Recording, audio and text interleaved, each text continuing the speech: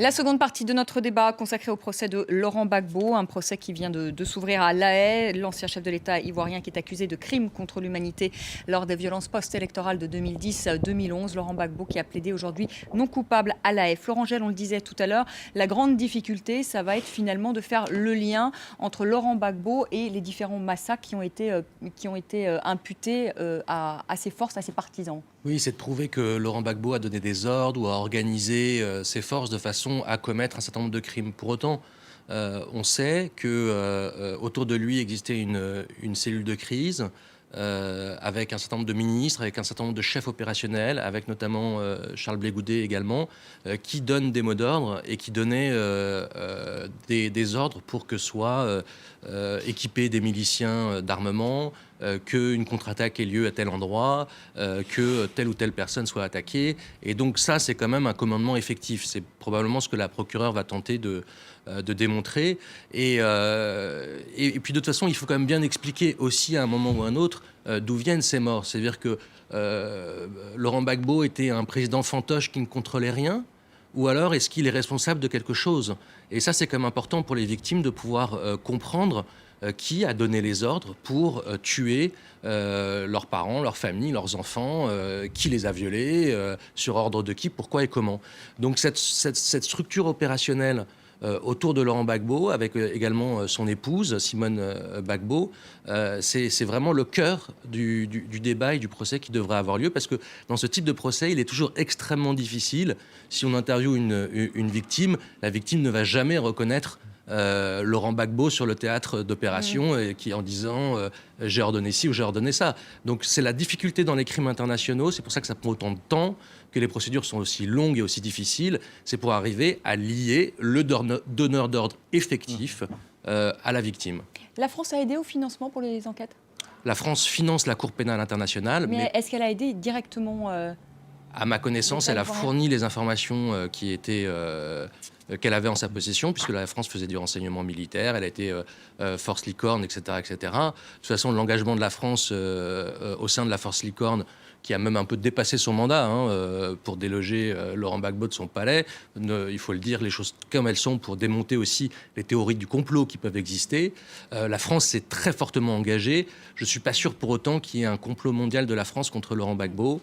La France était intervenue pour sauver le régime de Gbagbo en 2002 également. C'est du même ordre. Mamadou Touré, ce qu'on reproche aussi à la justice ivoirienne, si vous permettez. Oui. Non, mais je donnais la parole à Mamadou Touré, parce que sinon ça ne va pas aller du tout. Mamadou Touré, ce qu'on reproche à cette justice ivoirienne, c'est une justice du deux poids, deux mesures. C'est-à-dire qu'aujourd'hui, dans le box des accusés, c'est Laurent Gbagbo. Ce sont les partisans de Laurent Gbagbo qui sont jugés ou encore incarcérés, pour bon nombre d'entre eux, d'ailleurs, sans jugement encore aujourd'hui. Ils sont nombreux. Mais personne du camp, du côté d'Alassane Ouattara, ou tout du moins de ceux qui ont soutenu Alassane Ouattara. Il y a eu des massacres aussi, vous pourrez en parler tout à l'heure, Florent Gell, notamment à Bouékoué, dans l'ouest du pays, 800 personnes qui ont été tuées. Alors, plusieurs choses. Il faut distinguer. Non, mais là-dessus. Non, mais je vous réponds. Il faut distinguer la procédure à la CPI. La justice ivoirienne n'est pas responsable des personnes qui sont dans le boîte des accusés au nom de la CPI. La justice ivoirienne est responsable des personnes impliquées dans les massacres en Côte d'Ivoire. Il y a eu une commission nationale d'enquête qui a été mise en place. D'ailleurs, le FIDH a salué récemment, notamment en décembre, le fait que dans le cadre donc, de ces procédures, un certain nombre de personnes a été inculpées, notamment des pro-Ouattara. Donc la justice suit son cours. Mais il est important de relever deux choses. Non, mais ce que vous dites, c'est qu'il n'y a pas deux poids, deux mesures ce soir. Non, non seulement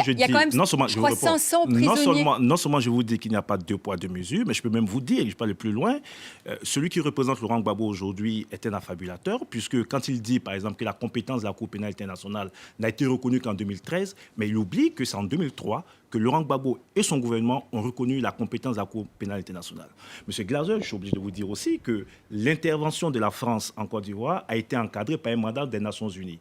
La France a eu mandat officiellement des Nations Unies pour agir, et à mon sens, elle agit dans ce sens. Le gouvernement ivoirien, en dehors de ce que la France a pu faire, comme M. Florent Gell l'a dit, et elle était sur le terrain, elle était chargée de sécuriser les civils, donc certainement de faire des renseignements, et donc de fournir même à la CPI ces informations.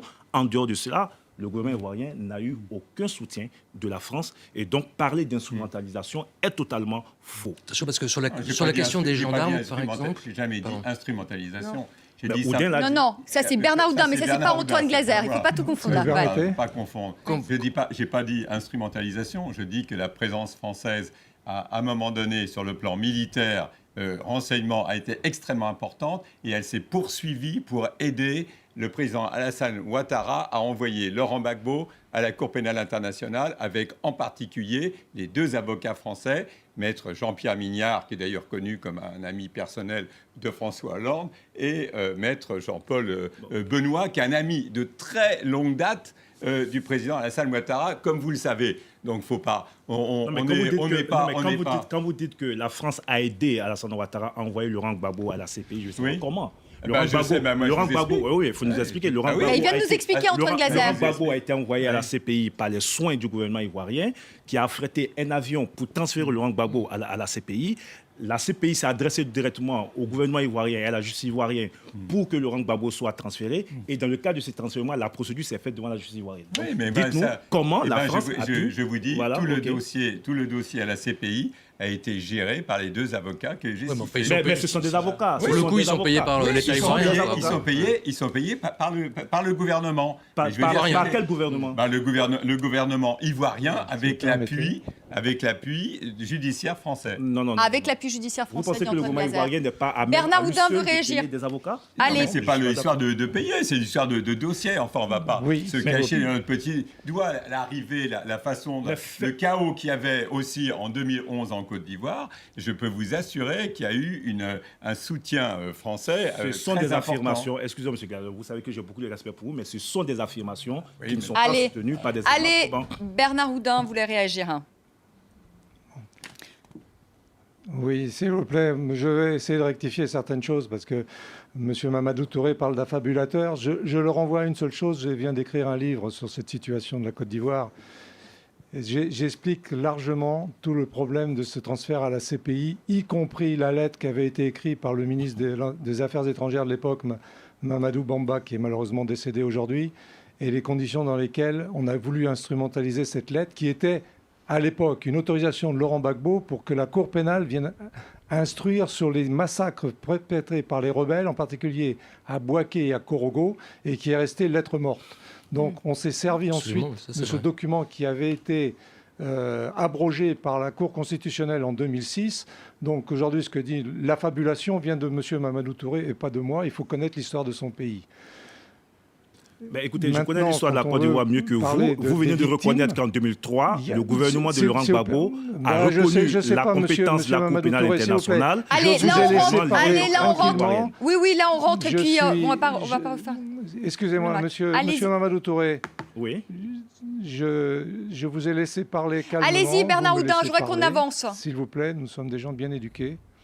Donc, je continue maintenant sur les victimes. On me fait dire tout à l'heure que je reconnais des exactions. Je reconnais qu'il y a eu des victimes dans les 2 camps. Les exactions qui ont pu être commises à la base par des hommes de droite ou de gauche sont liées à une situation de guerre que M. Gbagbo n'a pas créée. M. Gbagbo n'a pas créé le coup d'État de 2002. M.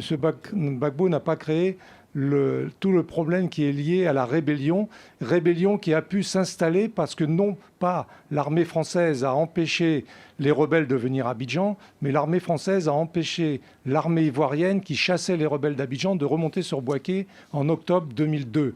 Il faut connaître l'histoire de ce pays. Monsieur, vous êtes un Et menteur. parlez aux Hein. militaires Vous êtes français, un ils vous menteur. diront tous la Vous même êtes un chose. menteur, monsieur. Alors, Vous êtes en je train ne de. suis Vous pas êtes en un menteur. train- Je ne vous suis êtes pas un un menteur. menteur. Vous êtes un menteur. Je dis Parce que vous êtes la en train de vérité. réécrire Non. totalement l'histoire Et de ce pays. l'immense majorité Laurent des Gbagbo Ivoiriens a le fait sait. appel aux forces Je n'écris françaises pas pour l'histoire. s'interposer Allez. contre Je dis l'avancée ce qui des s'est forces. passé. Allez, là on a Vous êtes- passé déjà vous trop êtes de temps, on a menteur. déjà à se Je- fâcher parce si vous qu'on ne comprend permettez, plus, je les vous ai téléspectateurs ne laissé comprennent plus. parler. Bernard Oudin, on va faire circuler la parole. La parole va Voilà. revenir de nouveau Moi, vers je veux vous. continuer Mais calmement. Oui, mais j'aurais Non, posé si la vous question. permettez, j'ai été coupé en permanence par M. Touré. Je pourrais bien terminer, s'il Mais vous vous avez plaît. parlé pendant Je longtemps. voudrais bien mais terminer monsieur. sur ces histoires Vous de êtes un victimes. menteur. Parce Alors, que un la mot, justice Bernard Oudin, parce que je ivoirienne- voudrais qu'on avance. La justice ivoirienne aujourd'hui ne fait pas son travail. Il y a la commission de réconciliation qui était dirigée par M. Konan Bani, dont on a refusé de se donner l'entièreté aux populations ivoiriennes. Dans ce rapport, il y a plus de 16 000 victimes qui ont été répertoriées. Et le gouvernement ivoirien a mis sous le boisseau le dossier complet de cette commission de réconciliation. Il va falloir faire l'état des lieux pour la Côte d'Ivoire pour le futur. Et vouloir le faire comme la Cour pénale le fait aujourd'hui, c'est extrêmement dangereux pour l'avenir. Parce que les Ivoiriens ne se coupent pas entre gens du Nord et gens du Sud, entre chrétiens et musulmans, c'est faux. Les Ivoiriens veulent vivre en paix ensemble. Les Ivoiriens sont des gens mélangés. Il n'y a pas de problème avec les pays du voisinage. Le problème de voisinage aujourd'hui, il est lié entre le gouvernement de M. Ouattara et la population du Burkina. Oui, alors ça, on ne va pas revenir avec l'affaire Guillaume Soro. Oui, mais ça, c'est un autre débat. Là, nos téléspectateurs, ils ne nous suivent plus. Florent Angèle, sur l'aspect d'une ça fait partie justice, du tout. sur l'aspect d'une justice des vainqueurs, est-ce qu'aujourd'hui, le pouvoir d'Alassane Ouattara, est-ce que la justice ivoirienne s'intéresse aussi aux massacres qui ont été commis par les forces nouvelles, notamment par les Comzones, qui ont soutenu Alassane Ouattara dans sa conquête du pouvoir? Oui, ça a été un peu long et difficile. Mais ça commence. Il ne faut pas se cacher, mais ça fait plus que commencer. Ça fait même 3 ans que ça a commencé réellement. Et aujourd'hui, en 2015, particulièrement mi-2015, il y a une vingtaine de FRCI qui sont aujourd'hui inculpés par la justice ivoirienne, ce qui et avec des personnes d'assez haut niveau, ce qui laisse présager des avancées importantes de la part de la justice ivoirienne, même si tant qu'il n'y a pas eu de procès, moi je ne m'engage pas sur l'issue de cette justice, mais en tout cas ça avance, on y consacre beaucoup de temps et beaucoup d'énergie pour défendre aussi bien les victimes d'un camp que d'un autre, puisqu'on travaille sur les deux cas. Est-ce que vous sentez que la justice ivoirienne traîne pour ramener justement ces hommes qui ont soutenu Alassane Ouattara devant les tribunaux? Elle a un temps traîné, c'est vrai. Il y a eu une accélération manifeste cette année et le président Ouattara a déclaré à de nombreuses reprises que cette année, ce serait une année d'accélération, que dans les 2 ou 3 prochaines années, des procès de toutes les personnes auront lieu. Et on peut imaginer même un scénario, c'est que au rythme où va la CPI et la justice ivoirienne, peut-être même que la justice ivoirienne pourrait juger des FRCI avant que le procès Laurent Gbagbo se termine. Ça serait assez intéressant, en tout cas, d'un point de vue d'équilibre des justices. Mais en tout cas, il faut manifestement encore de la volonté politique pour qu'on aille jusqu'au bout, parce que je vous dis, ça, ce sont des instructions judiciaires. Tant qu'on n'est pas un procès avec des accusés dans le box et des preuves solides qui sont annoncées, je ne suis pas là pour être la garantie des uns ou des autres. Par contre, la justice est en train de travailler, effectivement. La justice avance. Antoine Glaser, est-ce que ce procès peut un peu plus polariser, si elle est polarisée d'ailleurs, cette société ivoirienne? Oui, enfin, le problème, c'est tant qu'il n'y a pas un jugement, tant qu'il n'y a pas de jugement, c'est vrai que ça crée des problèmes en Côte d'Ivoire. C'est vrai qu'il y a un processus qui a été engagé de réconciliation nationale, très mauvais avec cette commission de réconciliation qui était complètement foireuse, mais en même temps, le problème de fond, c'est que les partisans, Laurent Gbagbo reste une personnalité charismatique en Côte d'Ivoire. Dire le contraire, ça serait une erreur politique. Et c'est le principal problème d'une justice qui est quand même... Bon, je sais que le temps de la justice est vraiment long, mais on a l'impression que cette Cour pénale internationale, soit par manque de moyens, mais quand on annonce un procès de 4 ans, qu'est-ce que ça veut dire pendant 4 ans en Côte d'Ivoire, ça va permettre de continuer les débats, etc., au lieu d'avancer sur un pays qui a besoin, qui est avec un environnement en ce moment très difficile dans toute cette zone sahélo-saharienne, avec ce qui s'est passé aussi au Burkina Faso, avec des personnalités ivoiriennes. Peut-être déjà des attaques aussi il y a eu sur le nord de la Côte d'Ivoire. À la frontière, il y a quand même eu Bamako, Ouaga, etc. Donc, dans tout cet univers-là, c'est vrai que c'est un pays en ce moment qui est en train de se développer, c'est un pays qui progresse, c'est vraiment le pays de la région qui tire l'ensemble de l'Afrique de l'Ouest, avec le 40% du PIB, mais en même temps, il y a un développement qui est en train de se faire, donc il y a vraiment au niveau emploi des jeunes. Il faut reconnaître que, par exemple, moi j'étais assez surpris de voir tout le processus de désarmement finalement a relativement bien fonctionné, mais donc c'est un pays qui est en train de se développer, et c'est vrai que Laurent Gbagbo... C'est un pays fracturé encore. Oui, ça reste fracturé, mais le fait de Laurent Gbagbo, de cette CPI et de ce procès, c'est ce qui reste pesé, qui empêche une vraie réconciliation nationale, avec toujours le côté France-Afrique. Mais la réconciliation, est-ce qu'elle aurait pu passer, Antoine Glaser, ou c'est trop fort par rapport aux victimes, justement par une libération même de Laurent Gbagbo? C'est un retour même de Laurent Gbagbo dans la vie politique, ou c'est inimaginable? Quand vous êtes en étant journaliste, ce sont les faits. Ça veut dire, c'est vrai que le président Alassane Ouattara a été élu très largement, mais avec un boycott des partisans de Laurent Gbagbo. C'est vrai aussi, ça c'est la politique, c'est l'observation, que M. Affi N'Guessan, qui est un homme tout à fait remarquable, mais il n'a pas réussi, le leader du Front populaire ivoirien, avoir réussi à relancer du côté de l'opposition en Côte d'Ivoire, une vraie dynamique de contestation, de contre-pouvoir, etc. Du coup, vous avez toujours le fantasme du complot dans un pays où il a l'impression que c'est la France qui est partout. À partir de ce moment-là, ça pèse, ça va peser dans le deuxième mandat d'Alassane Ouattara. C'est évident que ce procès va peser. Ce procès va peser, Mamadou Touré, vous pensez justement dans le second mandat qu'est en train de faire là, Alassane Ouattara ? Écoutez, nous l'avons dit dès le départ, l'intérêt de ce procès, c'est la manifestation de la vérité de la justice. Je ne crois pas, M. Glaser, et l'expérience ivoirienne l'a montré, que l'impunité pourrait garantir une réconciliation. Non, il n'a pas dit impunité, c'est moi. C'est moi qui ai posé la question si la libération de Laurent Gbagbo était un signe de réconciliation. Alors, je vous dis, nous l'avons déjà expérimenté. Rappelez-vous, en octobre 2000, il y a eu le charné de Yopougon, il y a eu le massacre des opposants en mars 2004. Cela n'a pas empêché Laurent Gbagbo de planifier ce qui a été planifié. Il est essentiel que la justice ait lieu. Et c'est la position du président Ouattara. Pas d'impunité. Toutes les personnes qui ont été mêlées à des crimes dans notre pays à l'occasion de la crise post-électorale devront répondre devant la justice ivoirienne. Aujourd'hui, la justice travaille à son rythme. On lui faisait le prochain. Mais est-ce qu'on peut aller aussi loin et se poser la question si demain il ne faut pas juger Guillaume Soro? Parce que finalement, Guillaume Soro, c'est lui qui dirigeait les forces nouvelles, et ce sont les forces nouvelles qui, dans certains cas, en tout cas, sont à l'origine de massacres. Est-ce que Guillaume Soro, au même titre que Laurent Gbagbo, est-ce qu'il ne devrait pas être devant le tribunal? Mais je vous pose la question. Oui, qui est le président de l'Assemblée nationale, on lui a noté. Je vous réponds très. On ne juge pas pour faire des équilibres et ainsi de suite. Au jour d'aujourd'hui, il n'y a aucun élément et aucun rapport, ni des organisations des droits de l'homme, à ma connaissance, n'a mis en cause directement Guillaume Soro dans le cadre donc, de ces procédures. Et ce que je peux vous dire, c'est que le plus important, c'est la transparence dans le processus. Aujourd'hui, il y a une dynamique qui est engagée. Nous avons une justice qui travaille. Elle avait été accusée d'être très lente. On regarde aujourd'hui la justice au niveau donc, de la CPI qui met quasiment 5 ans avant donc, d'aller faire un procès. La justice ivoirienne prend son temps et fera les procès qu'il faut pour que les victimes aient satisfaction et que dans ce pays, on comprenne, au-delà même de la Côte d'Ivoire, que plus jamais il n'est possible de tuer impunément. Bernard Oudin, vous espérez quoi? La libération de Laurent Gbagbo, qu'il soit acquitté? Mais écoutez, d'abord, oui, c'est évident, mais avant, je vais faire 2-3 remarques.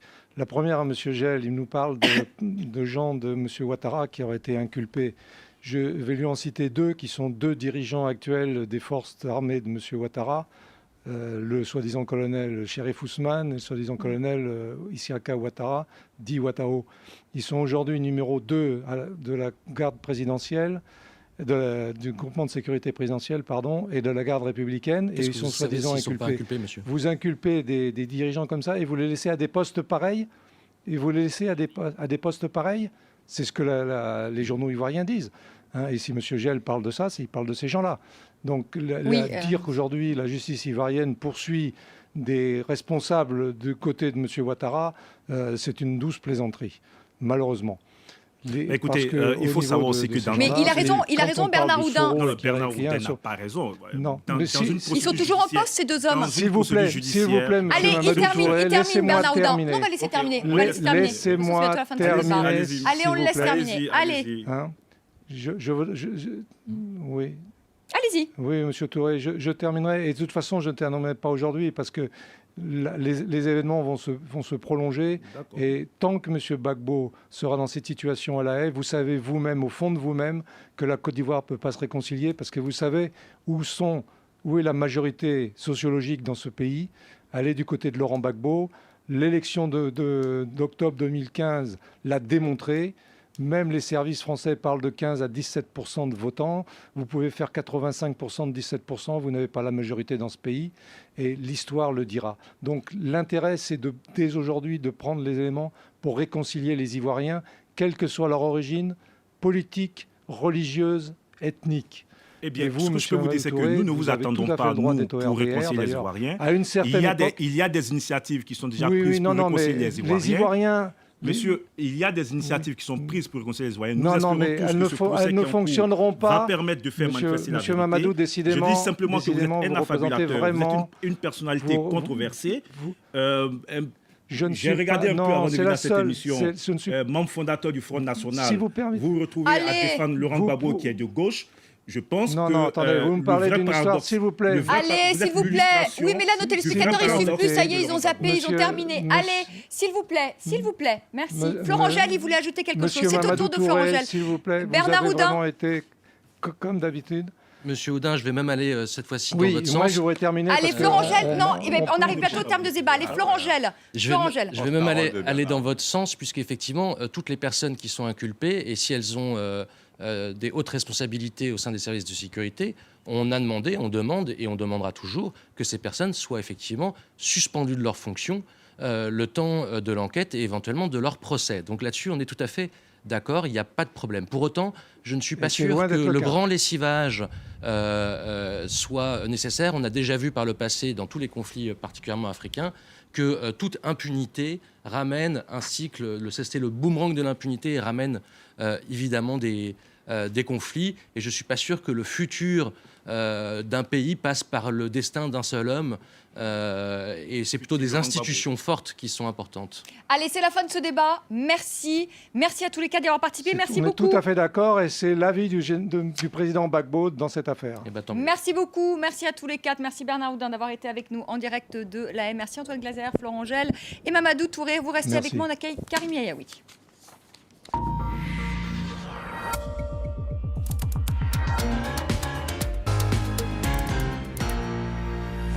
Attendez.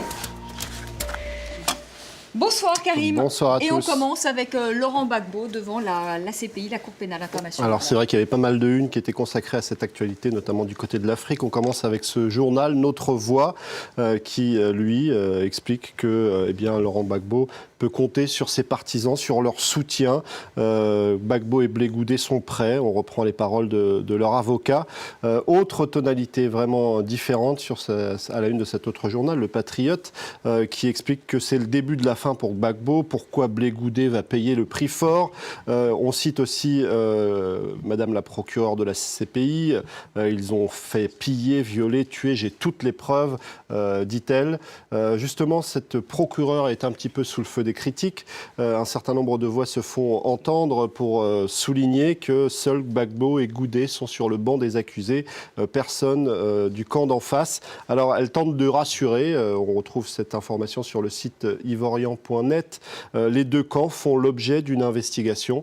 Ce n'est pas l'idée qu'on retrouve dans beaucoup de sites d'information. Ici, sur ce site internet, beninmonde.info, où on explique que justement, il y a peut-être une injustice dans la mesure où les pro-Ouattara ne sont pas représentés. C'est en tout cas le point de vue de Christophe Sessou sur ce site internet. Deux camps se sont affrontés pendant 5 mois, mais sur le banc des accusés, il n'y en a qu'un. Le site internet de nos confrères de RFI se fait l'écho des réactions et des points de vue des Ivoiriens, et eux aussi considèrent que ce n'est pas forcément juste. En tout cas, c'est les témoignages qui sont reliés ici sur ce site internet. Et puis, voici un autre site, celui de CamerounTribune.com, qui souligne qu'un certain nombre de dirigeants africains ont écrit à Madame la procureure pour qu'elle mette fin aux procédures engagées contre Gbagbo. Il y a aussi cet article assez intéressant à lire sur le site Slate, Charles Blé Goudé, l'autre accusé qui se rêve en Mandela. Alors lui, d'après son avocat, considère que de toute façon, il faut passer par la case prison lorsqu'on est un politique qui a des idées chevillées au corps. Il se compare à Mandela ou encore Aung San Suu Kyi. Évidemment, ce n'est pas forcément le point de vue de tout le monde, mais en tout cas, il considère que cette épreuve lui permettra peut-être d'accéder au pouvoir, et finalement, tout ça est peut-être un tremplin vers l'avenir. Certains considèrent que ce n'est pas forcément le meilleur des calculs. Du côté de cette membre de Human Rights Watch, en tout cas, ce procès est en quelque sorte une mise au point, une façon de dire attention à ceux qui voudraient s'accrocher au pouvoir coûte que coûte. Certains sont critiques tout de même à l'égard de cette CPI parce que son bilan n'est pas forcément glorieux. En tout cas, c'est l'idée l'idée relayée ici sur le compte Twitter de Deutsche Welle, 13 ans, 1 milliard, seulement 2 condamnations pour la CPI. Ça fait pas beaucoup. Et puis certains pointent du doigt le fait qu'on s'intéresse beaucoup aux dictateurs africains, mais qu'on ne s'intéresse pas forcément à d'autres dictateurs dans d'autres régions du monde. C'est aussi un tweet de la Deutsche Welle. Merci beaucoup, merci Karim. Merci encore à tous les quatre d'avoir participé à ce débat. À ne pas manquer ce soir sur France 24, c'est à 23h10 heure de Paris, l'interview du président iranien Hassan Rouhani avec nos confrères du Monde et de France Culture, une interview menée par Marc Perelman. Rendez-vous pris 23h10 heure de Paris. Merci à vous de nous avoir suivis. Très belle soirée. Je vous retrouve demain soir à partir de 18h. Tout de suite, le journal.